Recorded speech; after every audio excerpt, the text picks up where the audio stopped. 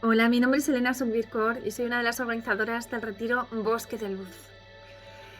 Y es porque este retiro se realiza en un bosque maravilloso en Ávila. Es de los enclaves más preciosos en los que hemos realizado un retiro. Es un bálsamo de paz donde encontrar esos espacios dentro de ti que a veces cuesta encontrar o que ni siquiera a lo mejor has encontrado en tu vida. Queremos ofrecerte mindfulness para conectar contigo y con la naturaleza mágica que hay allí. Un trabajo sencillo pero poderoso, con psicología trabajando el transgeneracional y el árbol genealógico, meditación cuántica, que todo lo transforma de forma multidimensional, y muy buen rollo entre compañeros y asistentes. Queremos crear un espacio ameno en el que tú decidas a qué actividades quieres ir, donde la comunidad y la familia sean la base.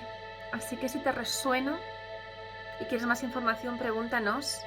Y ya sabes, Bosque de Luz. Hay una llamada en el interior y tal vez este sea tu momento. Un abrazo y bendiciones.